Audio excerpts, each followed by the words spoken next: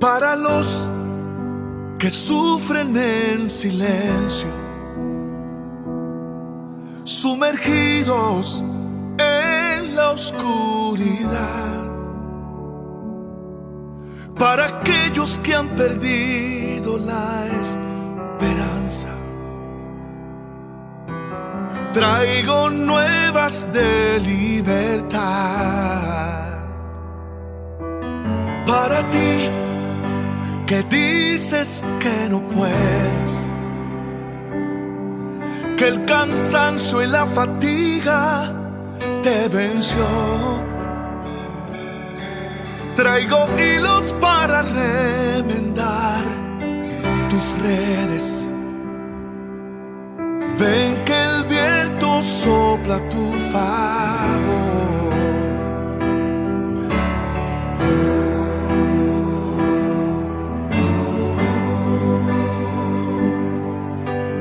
Alza tu mirada y no pierdas la esperanza.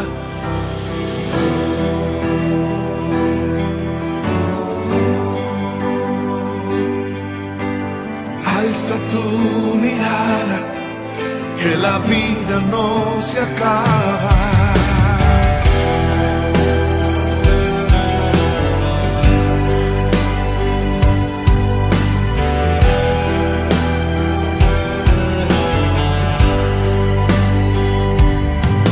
Para aquel que lucha día tras día y que ha puesto su confianza en el Señor.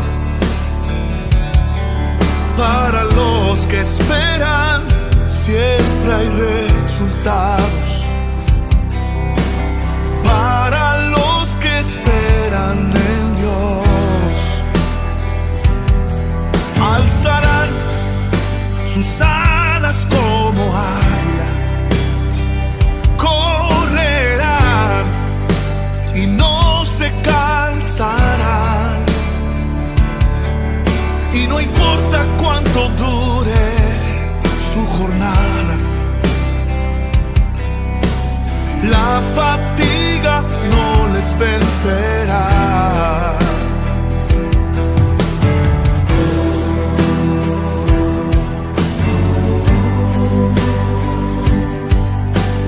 Alza tu mirada y no pierdas la esperanza.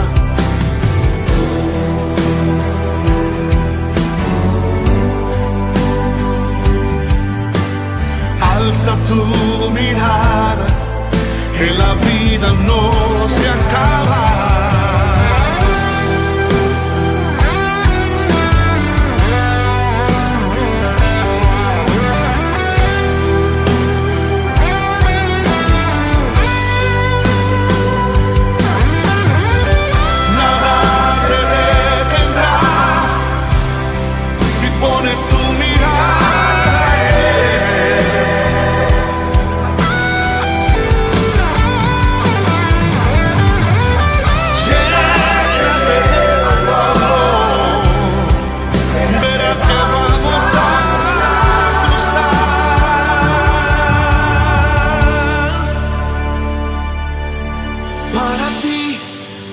Que escuchas este canto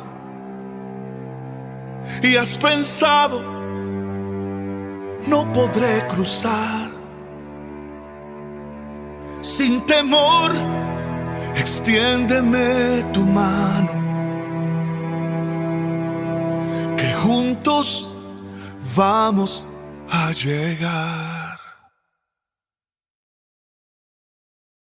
Dios les bendiga, hermanos. Es un gozo poder estar con todos ustedes una vez más. Les bendigo, les amo. Esperamos que esta noche en la que vamos a estar una vez más dialogando acerca del libro de los Hechos sean profundamente ministrados y edificados, y que cada tópico, cada tema, cada palabra pueda alimentar su interior. Vamos a orar en esta noche e inmediatamente comenzamos con los temas que vamos a estar observando detalladamente en la noche de hoy. Padre, gracias, Señor, por esta oportunidad que tú nos brindas una vez más desde este lugar, Señor, alcanzando en la distancia los corazones de nuestros hermanos, Señor.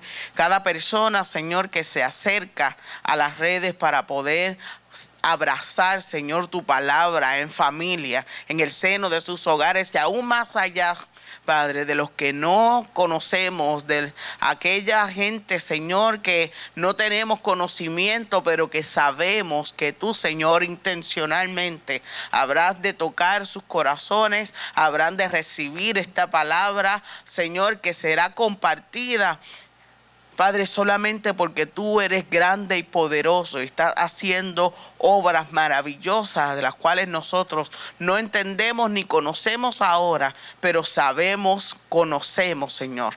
No tenemos duda que tu nombre está siendo engrandecido en medio de esta situación. Dios del cielo, dirígenos, Espíritu Santo, danos tu consejo y que podamos esta noche, Señor, ser edificados a través de tu palabra. En el nombre de Jesús. Amén.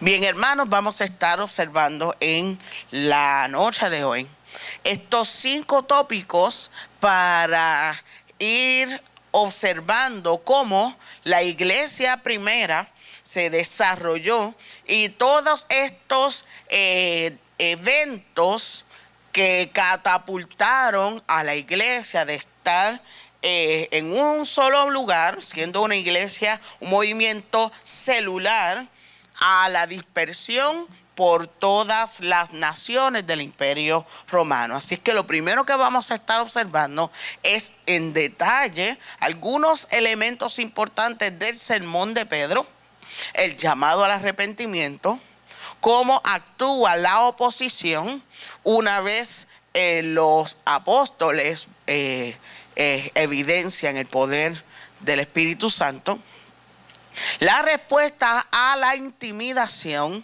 que tuvo la iglesia luego de haber recibido las amenazas del concilio, los milagros y finalmente el aliado inesperado, el consejo de un maestro. Bien, vamos a hacer un pequeño recuento, un pequeño resumen de los datos que van a ocurrir, de los eventos que se van a desarrollar a través del libro de Hechos del capítulo 4, en adelante, capítulo 3, 4 en adelante.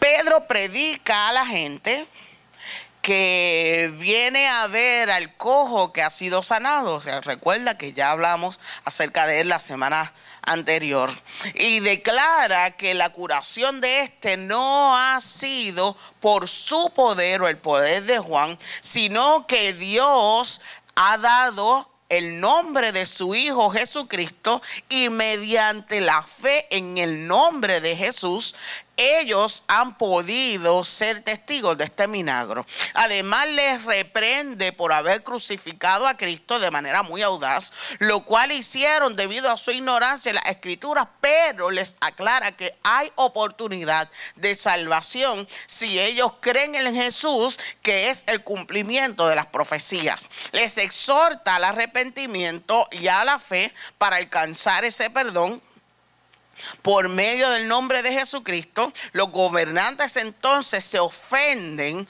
Vamos a explorar luego estas palabras, ¿verdad?, que hablan acerca del estado de ánimo de los gobernantes y de la gente del Sanedrín y del concilio. Se ofenden por el sermón de Pedro, y aunque miles se convierten, encarcelan a Pedro y a Juan.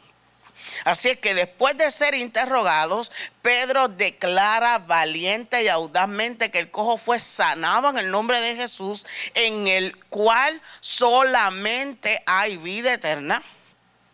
Ordenan entonces el Sanedrín que ambos sean luego liberados. no sin antes amenazarles e indicarles que no pueden siquiera mencionar el nombre de Jesús.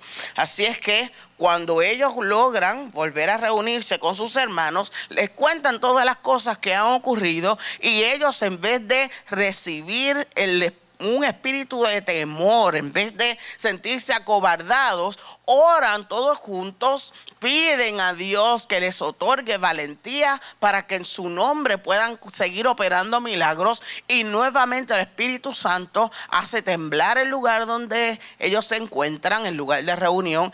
Viene sobre ellos un bautismo poderoso que les otorga de nuevo la valentía que ellos han estado esperando. Así es que esto es básicamente el resumen de lo que vamos a estar observando en el día de hoy. Cuando Pedro se ve rodeado por esta multitud, luego de haber sanado al cojo que estaba en la Hermosa, les hace un llamado, y hay dos palabras claves en el llamado de Pedro hacia todas estas personas. Número uno, le dice: arrepentíos.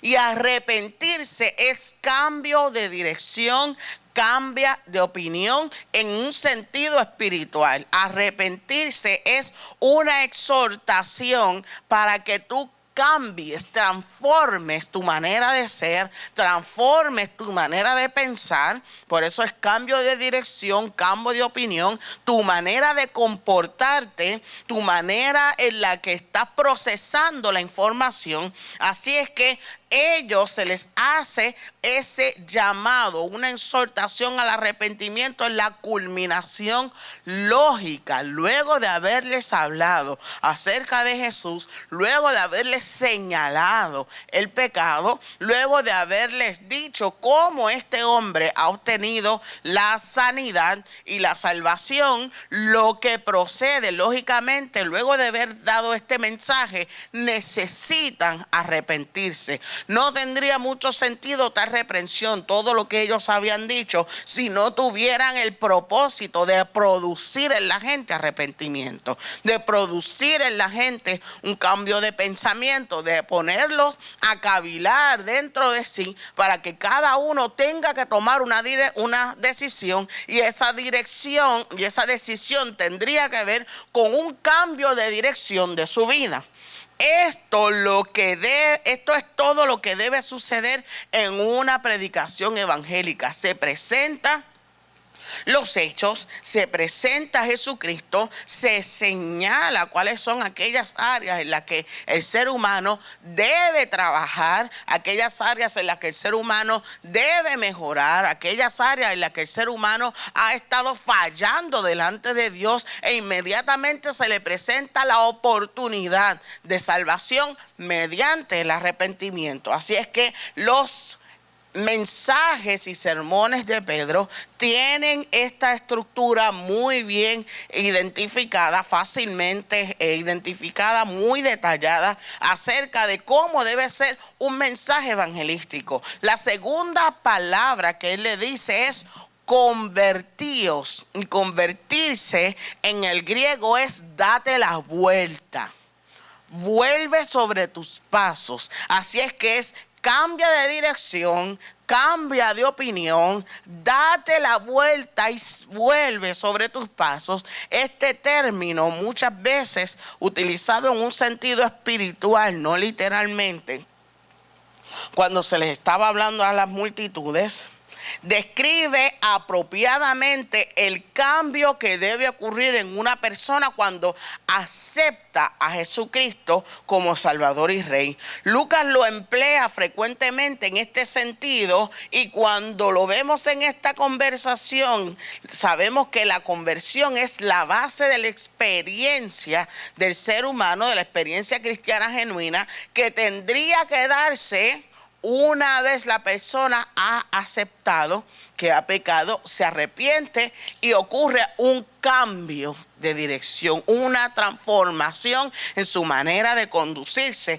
y en su manera de andar por la vida. Se distingue del nuevo nacimiento solo porque puede considerarse como un acto que el hombre un acto del hombre que se aparta de su vieja vida de pecado, mientras que el nuevo nacimiento o regeneración es la obra del Espíritu actuando en el ser humano simultáneamente con su conversión. O sea, una de ellas es la decisión del hombre trabajando juntamente con la obra del Espíritu Santo, y otro es lo que ocurre en nosotros, esa convicción una vez sabemos que hemos pecado delante de Dios. Lo importante de ambas es que ninguna es posible sino media la obra del Espíritu Santo en nosotros. El Espíritu Santo es quien gesta en nosotros tanto el arrepentimiento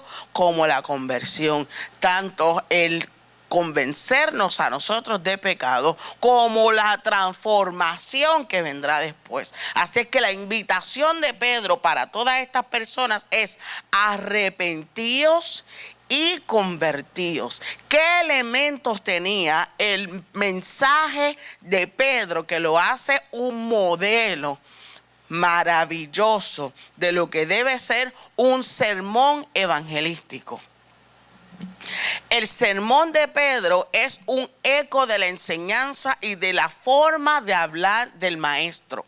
Aunque estas frases nosotros las podemos ver desde el Antiguo Testamento, cuando Pedro aseveró que Jesús era el hijo de Abraham, aseguró a sus oyentes judíos que no estaba predicando a un nuevo Dios, sino que se estaba refiriendo justamente al Dios de sus padres. Y esto es importante porque a través de esta mención de las tradiciones, de la cultura, de la historia, tiene un gancho para atrapar a las personas. Esto es muy, muy, muy, muy importante, muy necesario, porque dentro de nuestra conversación tiene que haber algo significativo en la vida o en la cultura de la gente, de las multitudes, para nosotros poder atrapar la atención de ellos y poder entrelazar el mensaje del evangelio, porque ninguna cultura puede adherirse a algo que no considere valioso o que excluye todas aquellas cosas a las que ellos le dan valor. Entonces esto es muy, muy importante, muy medular. Así es que, como no se trata de otro Dios, como se trata del Dios de nuestros padres, como se trata del Dios que le dio a Moisés los mandamientos, quiere decir que debemos prestar atención, porque esto es lo que los judíos estaban buscando a través de su relación con Dios. Así es que este Dios se relaciona con Jesús. Y no solamente se relaciona con Jesús, sino que es el Padre de este Cristo, de este Mesías, de Jesús, colocando el mensaje en el centro del valor más significativo de la fe judía: Dios, Padre y el Mesías. El mensaje de Pedro nos presenta los siguientes elementos. Recuerde, como acabo de decir, toda cultura necesita, para agarrar y abrazar algo y darle valor, que se le pueda conectar con aquellas cosas que son valiosas para esa cultura, y que también esa cultura pueda abrazarse a ese nuevo pensamiento desde una conexión con lo que ellos entienden que es valioso e importante para el centro de su cultura y de su etnicidad. Así es que esto es lo que Pedro está haciendo, colocando a Jesús en el mismo centro de lo que es importante para esta cultura, para la cultura judía, y en el mismo centro de lo que es importante dentro del culto judío, relacionándolo con su historia, que es tan importante para el judío, relacionándolo con la ley, que es sumamente importante para su construcción religiosa, y conectándolo con el único Dios a quien ellos adoran. Él es el Dios de Abraham, Él es el Dios de Moisés y Él es el Hijo del Dios a quien nosotros servimos. Así es que, ¿qué elementos presenta el sermón de Pedro? Número 1, atrae la atención de los oyentes con un tema que es medular, la salvación. Un tema que es importante para esa generación, un tema que es sumamente significativo para esas personas. Recuerden que están transcurriendo todas las fiestas importantes, la fiesta de la fiesta de Pentecostés, esta fiesta de las cabañas, todas estas fiestas que eran importantes, que lo que buscaba el judío con ellos era poderse acercar a Dios, y el poderse acercar a Dios tenía que mediar un arrepentimiento. Así es que este tema medular, solamente en él hay salvación. Convertidos, acérquense a Dios. Este es el tema importante para cada uno de ellos. Así es que atrae la atención de los oyentes con un tema que es importante. Número 2, conecta el mensaje con los valores más importantes de su cultura. Toda cultura tiene la oportunidad de conectarse con Dios. Así es que si toda cultura tiene la oportunidad de conectarse con Dios, quiere decir que dentro de cada cultura tiene que haber un enlace, un gancho, donde el predicador o el misionero o la persona que quiera atraer ese grupo étnico hacia Dios pueda agarrarse para hacer un enlace, para hacer un puente directamente hacia Dios. Y es hacia Dios, me refiero hacia Jesucristo. Así es que conectar mi mensaje con los valores más importantes de la cultura significa que aquello que la cultura pueda identificar como un enlace, como un gancho, aquello que ellos consideren valioso, no hay oportunidad de rechazo. Porque el mensaje del Evangelio está por encima de la cultura, pero también puede ser aculturado. Número 3, señala el pecado como el origen de los problemas. Pedro no tapa, ni elimina, ni excluye el señalamiento de aquellas cosas que pueden causarle la muerte espiritual a todo un pueblo, a toda una generación. No las excluye. De hecho, detalla y enumera cada una de aquellas cosas que ha cometido el pueblo y que esas cosas pueden traer y acarrear sobre ellos muerte eterna. Así es que señalando el origen del pecado, señalando aquellas faltas, aquellas personas no tienen oportunidad de decir, yo no sabía. Así es que un mensaje debe poder transmitir no solamente la verdad del Evangelio, sino también la realidad de la condición humana. Número 4, narra los hechos recientes acerca de Jesús sin ningún halo de misticismo. No se pone a inventar, no se pone a cavilar, ni a agregar, ¿verdad?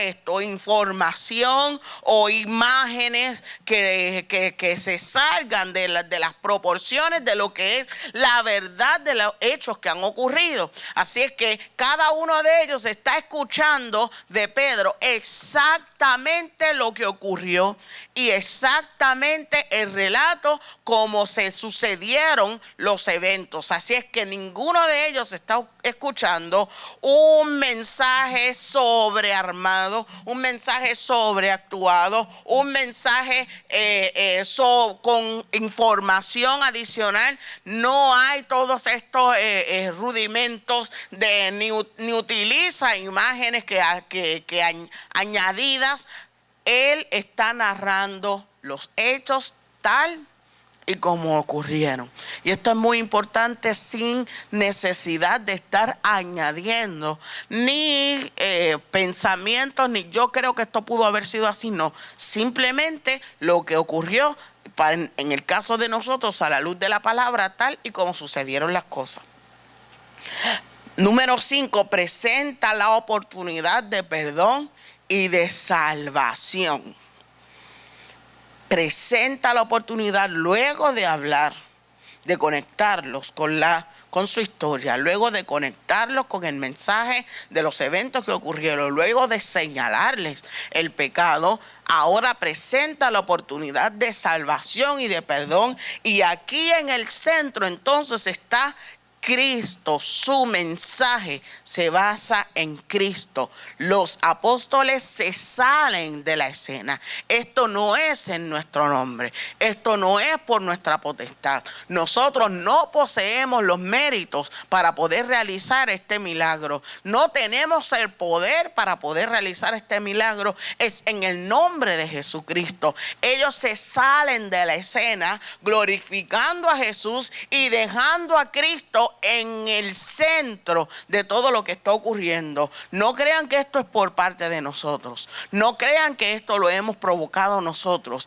Es en el nombre de Jesucristo, y ustedes saben, Jesucristo de Nazaret. Así es que se sale él del escenario y permite que entonces los oídos, la atención y la vista de la gente vayan directamente, incluyendo también sus recuerdos, vayan directamente hacia Jesús de Nazaret. Los temas y declaraciones medulares de este mensaje de Pedro: no somos nosotros los que cargamos con los méritos. No son nuestros. Iglesia, no es nuestro nombre, es su nombre. No es nuestro reino, es su reino. No es nuestro mensaje, es su mensaje. Número 2, denuedo y dominio de las Escrituras. Este es Pedro. La forma en la que él habla y el dominio que muestra al caminar y a trazar las Escrituras y a recordar todos los eventos, y la valentía con la que lo está haciendo, nos dice a nosotros que hay un poder sobrehumano, sobrenatural operando sobre él. Número 3, Jesús es el enviado de Dios, directo y al grano. No hay otro nombre, no hay otro Mesías, es Cristo Jesús. Jesús es el Cristo. Nosotros somos testigos. Cualquier cosa que tuviesen que refutar, e inmediatamente lo mucho que me gusta de este relato es que no solamente ellos son testigos, sino que ahora toda la multitud que está observando este milagro y escuchando las palabras de Pedro, también se han convertido en testigos. Ellos vieron con sus ojos. Sabemos que este hombre era de nacimiento impedido. Por lo tanto, nosotros ahora también nos convertimos en testigos. ¿Qué es un testigo? El que ha visto algo que nadie le puede negar. Yo estuve en aquel lugar, yo vi con mis propios ojos, yo observé cuál era la dinámica. Nadie puede negar que yo vi lo que vi y escuché lo que escuché, y cabe la redundancia. Por medio de la fe. Todo esto que ha ocurrido ha sido mediante la fe en su nombre. Hay arrepentimiento para perdón de pecados. Llama perdón al arrepentimiento para perdón de pecados.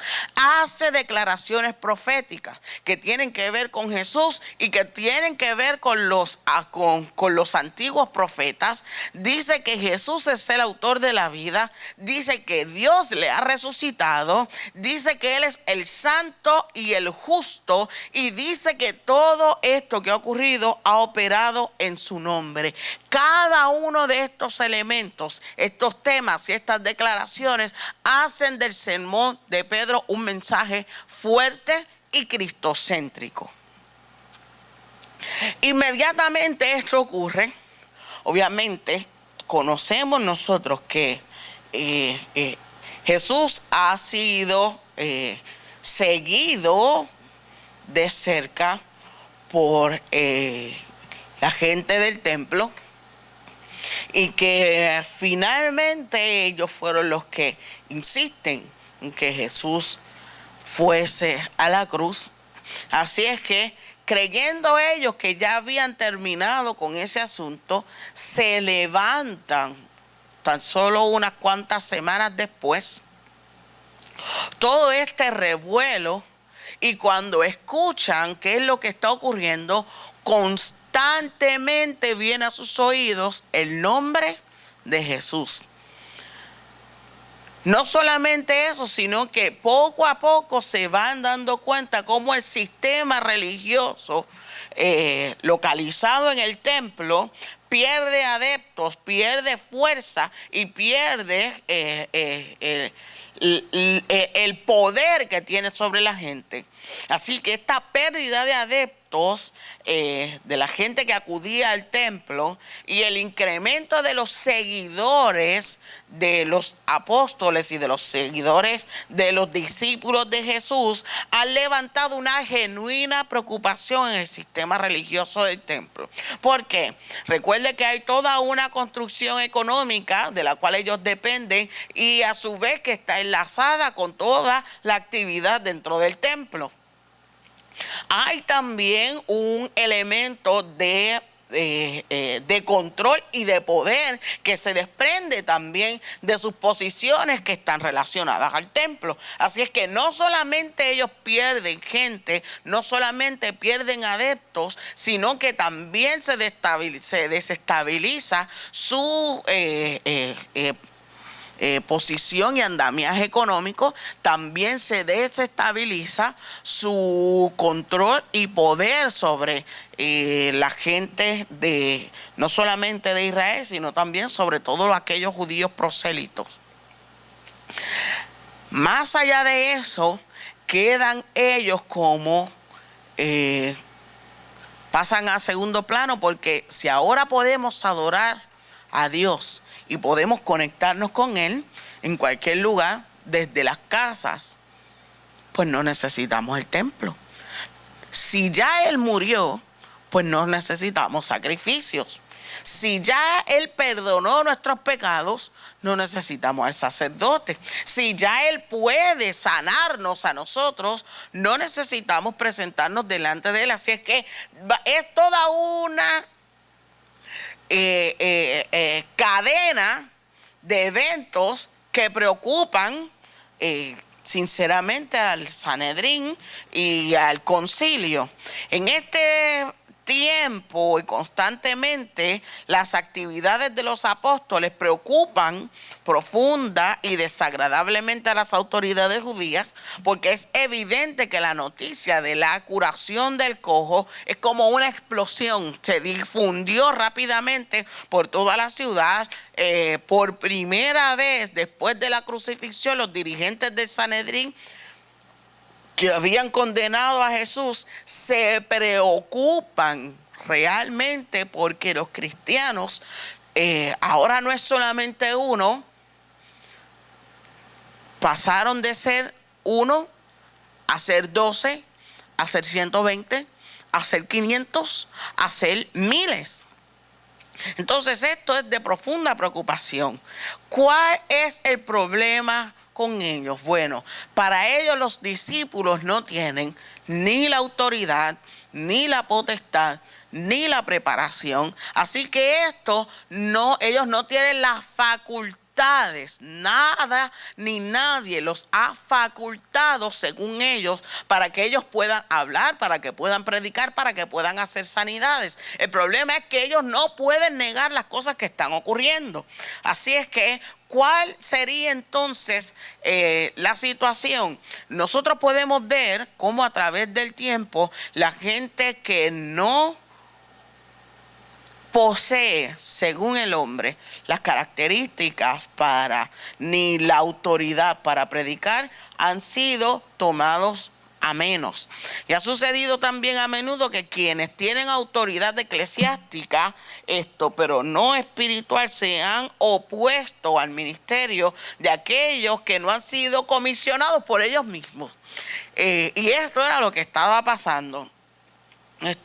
A veces se utilizaron la intimidación, en otras veces utilizaron el castigo, en otras veces la persecución, que lo vamos a ver más adelante, pero quienes tienen cierto poder, tenían cierto poder en este momento, fácilmente se pudo haber observado dentro de ellos el temor y la angustia por perder no la voz de Dios, sino por perder aquellas cosas, aquellos estatus a los que ellos estaban acostumbrados.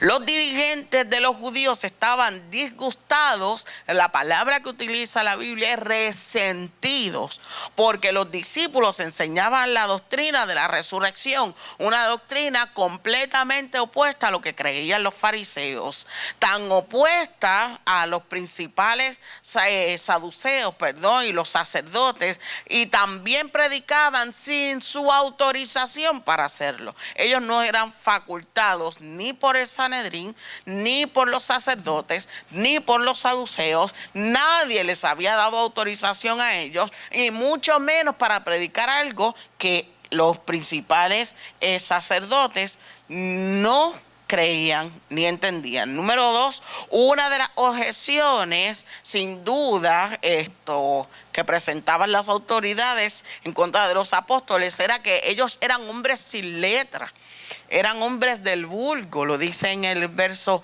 13. Así es que, como no están capacitados para enseñar al pueblo, ellos creían que tenían la obligación de detener lo que los discípulos estaban enseñando. Esto nos habla a nosotros, obviamente, que como vemos desarrollar cada uno de los temas y las predicaciones a los discípulos de una forma tan magistral, sabemos que el poder del Espíritu Santo está sobre ellos. Los apóstoles predicaban la doctrina de la resurrección en Jesús, es decir, que enseñaban que esta resurrección es la prueba irrefutable de la resurrección general de los muertos, de la deidad de Jesús y la garantía de que todos los justos resucitarían en el día final, lo que les colocaría entonces a ellos como los errados, o en el peor de los casos como mentirosos, porque ya había sido visto Cristo por una gran multitud de personas.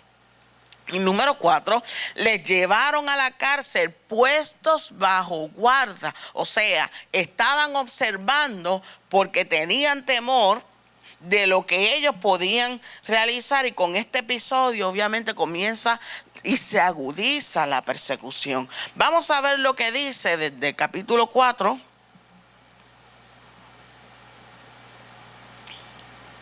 Del capítulo 4. Del verso 5 en adelante dice: aconteció al siguiente día que se reunieron en Jerusalén los gobernantes, ancianos, los escribas, el sumo sacerdote, Anás y Caifás, Juan y Alejandro, y todos los que eran familia de los sumos sacerdotes. Poniéndolos en el medio, les preguntaron: ¿con qué potestad o en qué nombre habéis hecho vosotros esto? Entonces Pedro, lleno del Espíritu Santo, dijo: gobernantes del pueblo y ancianos de Israel, puesto que hoy se nos interroga acerca del beneficio hecho a un hombre enfermo, de esta manera que éste haya sido sanado, sea notorio a todos vosotros y a todo el pueblo de Israel que en el nombre de Jesucristo de Nazaret, a quien vosotros crucificasteis y a quien Dios resucitó de los muertos, por él este hombre está en nuestra presencia sano. Este Jesús es la piedra reprobada por vosotros los edificadores, la cual ha venido a ser cabeza del ángulo, y en ningún otro nombre hay salvación, porque no hay otro nombre debajo del cielo dado a los hombres en el que podamos ser salvos. Número 1, mire el verso 5 y el verso 6. Quienes estaban rodeando, dice, gobernantes, escribas, ancianos, el sumo sacerdote, Anás, Caifás, Juan y Alejandro, hay sacerdotes, juristas, laicos de influencia, maestros, doctos de la ley y sus familias. Esto es un gran grupo de abogados, un gran grupo de fiscales, un gran grupo de personas de influencia rodeando a hombres simples, a hombres sencillos, a hombres del pueblo, a hombres del vulgo, para que se expresen acerca de lo cual han hecho. Así es que esto es toda una reunión de personas que su sola presencia puede intimidar. Así es que ellos están en este lugar. Fíjense que invitan hasta sus familias para que el grupo sea mucho más grande. Esto es una reunión diseñada, como dije, para intimidar y para escuchar de primera mano qué es lo que está sucediendo y qué tienen que ver todos estos eventos con el nombre de Jesucristo. Ahora, mire el 7. Poniéndolos en medio, les preguntaron con qué nombre y con qué potestad. La autoridad que ellos tenían, ¿con qué autoridad? Porque no te la dimos nosotros. ¿En nombre de quién? Para asegurarse que ellos estaban predicando en el nombre de aquel que había sido crucificado hace algunas semanas atrás. Verso 8 dice: entonces Pedro, lleno del Espíritu Santo. El Espíritu Santo es la persona con presencia permanente, los apóstoles fieles que están llevando a cabo la misión que Cristo les dejó. Pedro, lleno del Espíritu Santo. El verso 10 dice: sea notorio a todos vosotros. Note la valentía, el dominio, la forma tan elocuente y educada en la que Pedro se dirige a ellos. Ustedes, gobernantes del pueblo, ancianos de Israel. Una introducción sumamente acertada. Casi ni parece Pedro, ¿verdad? En el verso 11 dice: este Jesús es la piedra reprobada. Una declaración sumamente valiente, sumamente intrépida, muy arraigada en la fe y denotando la presencia del Espíritu Santo en él. Pedro está allí para ser interrogado, y fíjese, y de repente dice: la cual ha venido a ser cabeza del ángulo, pero ustedes la reprobaron. Él voltea la tortilla. Él está allí para ser interrogado. Ellos están llevando a cabo una investigación y de repente aquel que está siendo interrogado acusa a las personas que están allí para juzgar en medio de este juicio improvisado que se les ha hecho. Y acusa nada más y nada menos que a toda la élite religiosa. En ningún otro hay salvación, el nombre de Jesús. Así es que así, qué manera tan magistral de realizar un mensaje.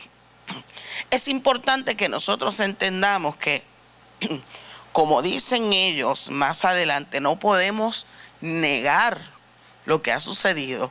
Los antiguos saduceos, fariseos y escribas que estaban presentes allí, habían levantado toda una plataforma de ideas, de filosofías, de pensamientos, de estilos de vida que había sido cultivada a través de los siglos. Y todo esto, ¿verdad?, se conglomera en el momento específico en que la iglesia está surgiendo.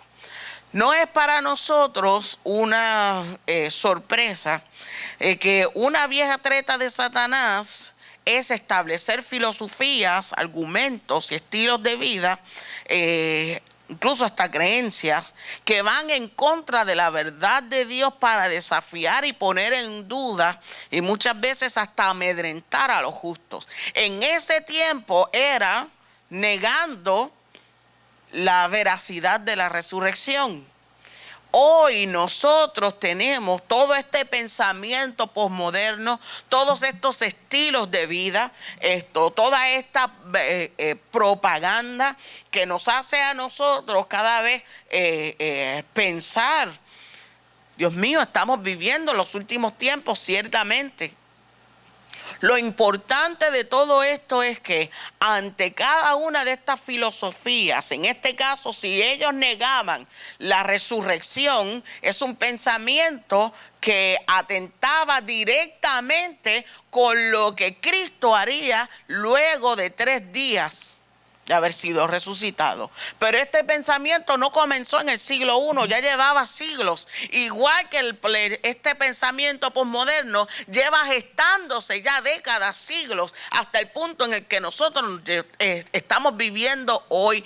Satanás sabía que en esta época nosotros estaríamos viviendo un momento importante y decisivo, no solamente para la iglesia como nosotros la conocemos, sino también para la vida eterna de muchas personas. La importancia y la necesidad de predicar nosotros y de adquirir de nuevo valentía se hace hoy más necesaria y medular que nunca. Aún a pesar de que la gente niegue y aún cuando el mundo se niegue a creer, nosotros tenemos la verdad. Se nos ha delegado el ejercicio de poder reconciliar al mundo con Dios a través del mensaje de Jesucristo. La verdad no se puede esconder. Muchas de estas filosofías antiguas que siguen cobrando hoy un espacio dentro de de las voces que se levantan, muchas veces hace que el ser humano frene antes de poder abrir la boca para decir algo, mucho más cuando es una verdad. Pero cada uno de nosotros debe entender que como nunca se hace importante, de vital importancia del mensaje que nosotros llevamos y poseemos, depende la estadía en la eternidad de muchísimas personas. Y a pesar de lo que este mundo posmoderno, igual en aquel momento era en contra de la resurrección, negar la resurrección es negar que Jesucristo se levantó de los muertos. Hoy poder nosotros tener la oportunidad de hablar, tengamos la libertad o no, se hace mucho más importante. Se hace muy, muy necesario. No podemos dejar de decir lo que hemos visto y oído. Cada uno de ellos había escuchado, había visto todas estas cosas. El concilio sabía de los eventos que habían ocurrido recientemente. Y cuando ellos dicen, no, en conferencia, no podemos negar, sugiere que estaban pensando negar los hechos, que estaban pensando negar y decir esto no sucedió. Y negar tal vez hasta el mismo milagro de lo que muchos habían sido testigos. Así es que ellos tienen la intención de echar por tierra algo que mucha gente fueron testigos. Tú y yo sabemos que la realidad de Jesucristo en nuestras vidas es innegable. Que Dios misericordioso, obrando, lo hemos visto, hemos sido testigos, es innegable. Pero este mundo está empeñado en negar la verdad de Dios. ¿Cómo nosotros vamos a asumir nuestra responsabilidad en cuanto a la predicación del Evangelio? Ellos veían la evidencia, pero se negaban a examinarla imparcialmente y a aceptar que Cristo se había manifestado con poder. Este tipo de rechazo es peor que no conocer la verdad jamás, porque la tengo de frente, y esto es característico de este pensamiento que está reprobado. Para que alguien intente declarar como falsa nuestra verdad, tuvo que haber visto primero. Y aunque se aventure a declarar falsa nuestra verdad, no nos podemos acobardar en tanto y en cuanto sepamos. Y es así que el Espíritu Santo está con nosotros todos los días hasta el fin del mundo. Mire lo que dice en los versos 13 en adelante, y ya con esto vamos cerrando. No lo podemos negar. Entonces, viendo el denuedo de Pedro y de Juan, y sabiendo que eran hombres sin letra y del vulgo, se maravillaban y les reconocían que habían estado con Jesús. Y viendo al hombre que había sido sanado y que estaba de pie con ellos, no podían decir nada en su contra. Entonces les ordenaron que saliesen del concilio y conferenciaban entre sí diciendo: ¿qué haremos con estos hombres? Porque de cierto señal manifiesta ha sido hecha entre ellos, notoria a todos los que moran en Jerusalén, y no lo podemos negar. Esto nos hace a nosotros recordar lo que dijo Nicodemo. Nosotros sabemos que has venido de Dios. Y Nicodemo es uno de los que podía estar relacionado con estas personas. Sabemos que has venido de Dios. Ellos dicen en este caso, no lo podemos negar. Sin embargo, para que no se divulgue más entre el pueblo, amenacémosle, para que no hablen de aquí en adelante a hombre alguno en este nombre. Y llamándolos, les intimaron. Ahorita les voy a explicar qué significa esa palabra y cómo contradice, ¿verdad? Se contrapone con lo que acabamos de leer de las amenazas. Les intimaron que en ninguna manera hablasen ni enseñasen en el nombre de Jesús. Mas Pedro y Juan respondieron diciéndoles: juzgad si es justo delante de Dios obedecer a vosotros antes que a Dios, porque no podemos dejar de decir lo que hemos visto y oído. Cuando ellos dicen no podemos negar, los llaman entonces y les amenazan diciendo vamos a hacer tal cosa, pero cuando les llaman para encontrarse nuevamente con ellos dentro del edificio, les intimaron. No es intimidar, eso es otra palabra. La intimidación viene con las amenazas, pero lo hacen de una manera distinta. Los hablan y los apartan y en secreto, de tú a tú: mira, vamos a hacer tal cosa. ¿Qué tal si ustedes dejan de hablar en este nombre? Y así nosotros podemos estar tranquilos, ustedes allá, nosotros acá, y todo está contento. ¿Qué quiere decir esto? Ellos prefirieron mantener la paz y la tranquilidad, temían al pueblo, así es que estas amenazas se convirtieron en un secreto íntimo entre ellos y que nadie se entere, así es que había cierto temor en ellos. Pero saliendo de allí, ¿qué hicieron los apóstoles? Fueron y le contaron a sus hermanos y a todos los otros discípulos lo que estaba ocurriendo. Y ahora, Señor, cuando ellos les hablan y les cuentan todo lo que está ocurriendo, la iglesia se pone a orar. Mire qué respuesta más maravillosa. No hay oportunidad para el miedo, no hay oportunidad para irse a esconder, no hay oportunidad para que le tiemblen las rodillas.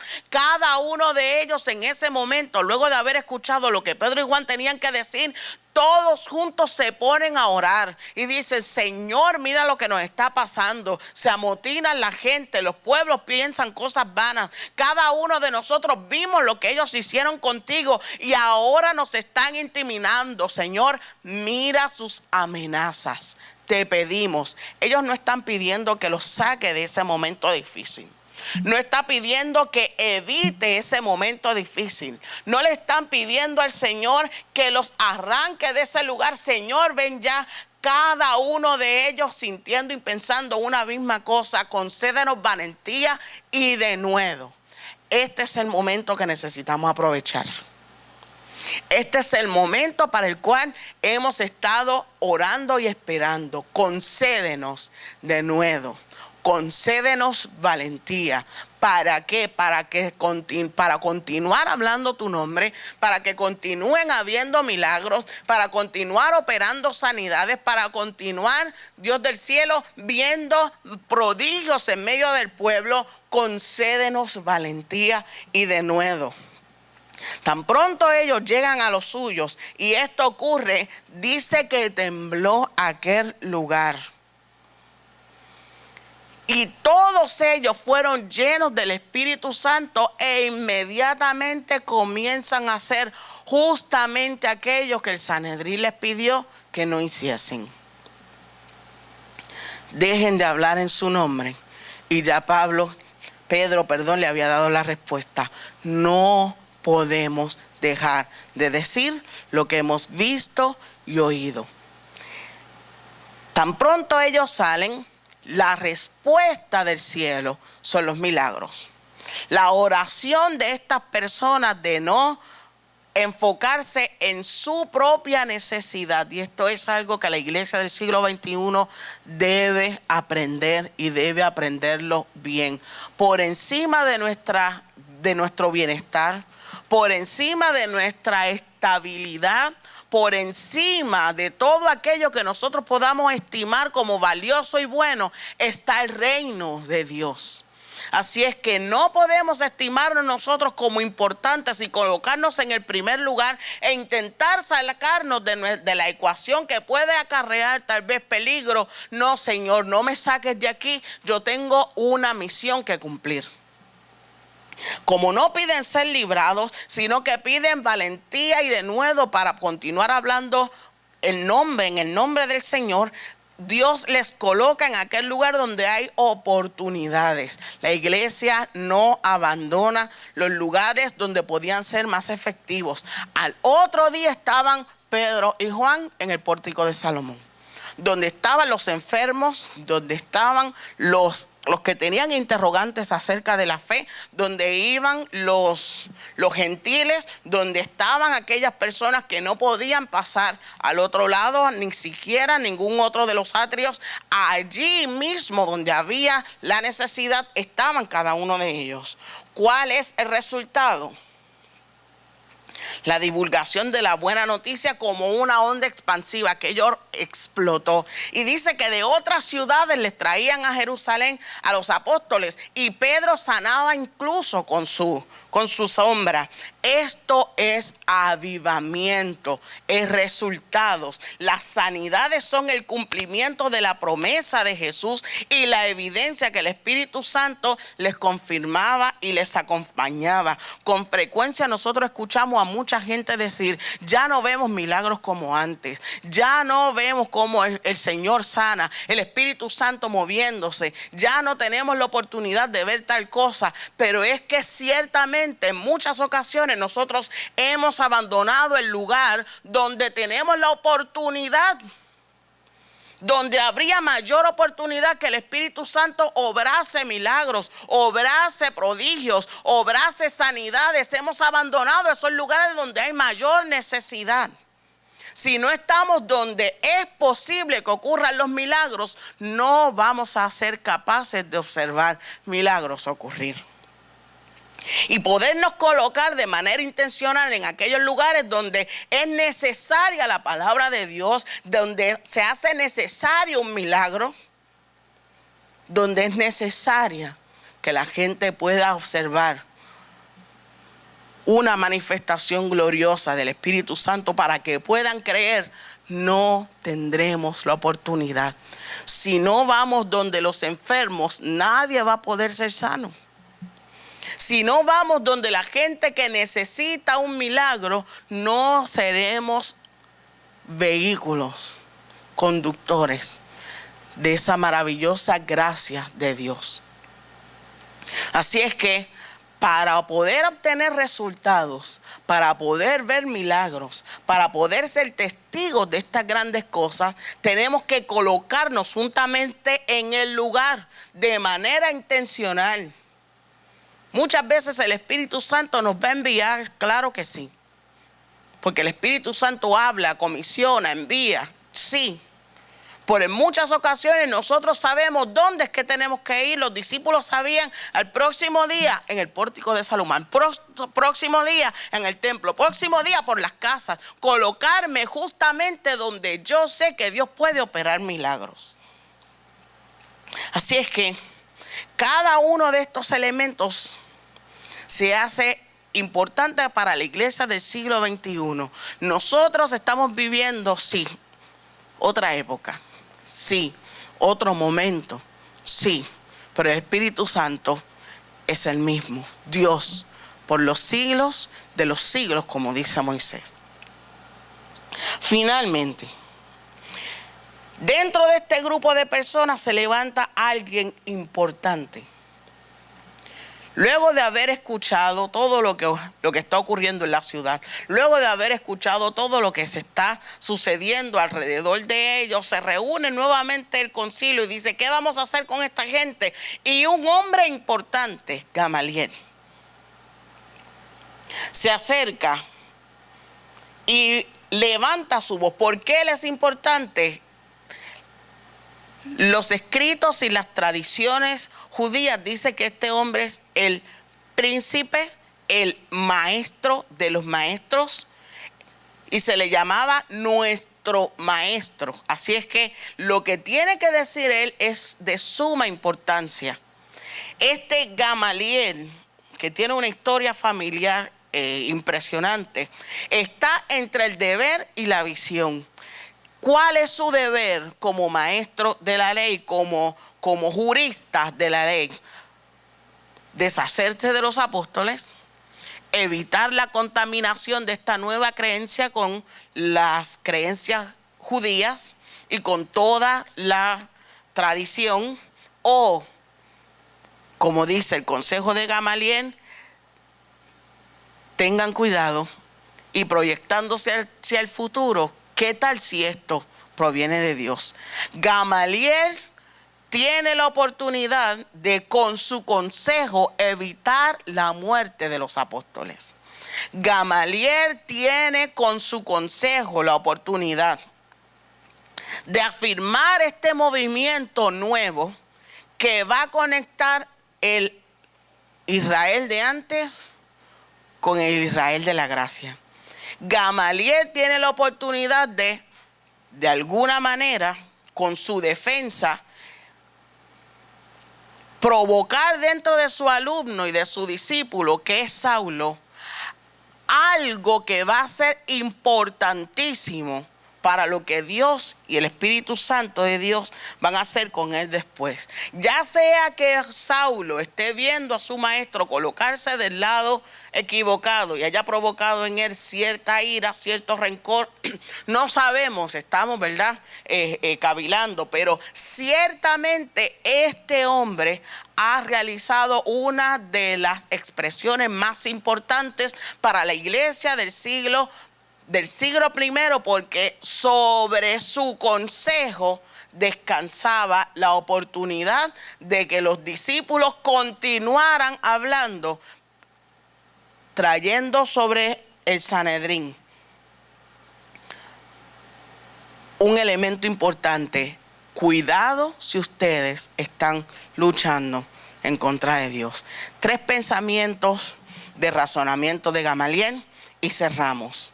Número 1, por sus palabras e intervención se puede concluir que de alguna manera Gamaliel veía la mano de Dios en todo este asunto de Jesús. Fíjese cómo él dice, no se encuentren ustedes peleando en contra de Dios. Se sale de la ecuación. Hay algunas leyendas que dicen que cuando Jesús fue al templo a los 12 años, tal vez Gamaliel o alguno de su familia, incluso su padre o su abuelo, estaban allí. Me gustan las leyendas, no son completamente veraces, pero toda leyenda parte de una base histórica. Ciertamente Jesús estuvo en el templo a los 12 años. No sabemos qué pudo Gamaliel escuchar acerca de Jesús desde esa época. Número 2, recuerden que esto es solo una leyenda, no está en la Biblia. Importante. Solo un buen discípulo es necesario. Número 2. Más de 2000 años después, el nombre de Jesucristo sigue siendo predicado con pasión y sus seguidores siguen dando la vida por él en momentos que son necesarios. La Biblia es el libro más vendido y traducido en la historia hasta el día de hoy, y Jesús sigue transformando vidas gracias a la obra del Espíritu Santo en su discípulo, Saulo de Tarso. Número 3. Gamaliel dijo Porque si este consejo o esta obra es de los hombres, se desvanecerá. Y así ha sido a lo largo de la historia. Todo consejo u obra de los hombres se desvanece, pero lo que es de Dios permanece para siempre. Amén. Amados hermanos, quiero presentarles la oportunidad de poder acceder a lo que es Bible Is. Esta herramienta le da a usted la oportunidad no solamente de estudiar la Biblia, de hacer anotaciones y de escucharla también, sino también ver la palabra en diferentes versiones. Si usted tiene la oportunidad, la puede descargar desde su teléfono, o también puede accesarla en su computadora. Ahí están todas las versiones habidas y por haber, más de 1000 idiomas, pero obviamente usted va a buscar en inglés o en español, cualquiera que sea el caso, y va a poder trabajarla de la manera en que usted mejor la pueda asimilar. Tiene la oportunidad de leerla, tiene la oportunidad de escuchar la Biblia y tiene la oportunidad de hacer las dos, pero también tiene la oportunidad de ver capítulo por capítulo la Biblia, porque hay en una sola aplicación, hay películas, en una sola aplicación está la Biblia en audio, y en una sola aplicación está la Biblia escrita. Así es que tiene muchísima oportunidad. ¿Por qué les presento esto? No había tenido la oportunidad de hablarles acerca de esta aplicación, aunque a otras personas ya les había hablado acerca de ella. A aquel que le da un poquito de trabajo sentarse a leer, puede leer mientras escucha, o escuchar mientras lee, de acuerdo a sus inteligencias, ¿verdad? Y no solamente eso, mediante la misma aplicación, hacer anotaciones de todas las cosas que vamos discutiendo. Así es que con eso les dejo, búsquenla, la puedo utilizar en la computadora y en su tableta o en su teléfono, como ya les indiqué. Muchas gracias por prestarme su tiempo, sus oídos. Les bendigo, les amamos, les extrañamos como usted no tiene idea, pero esperamos en el Señor que todas estas cosas ya vayan menguando. Dios tiene un tiempo justo y preciso. No tengamos temor. La iglesia de Jesucristo sigue militante hoy como nunca, y sabemos que el Señor va a continuar haciendo grandes obras. Dios les bendiga, un fuerte abrazo, les amamos.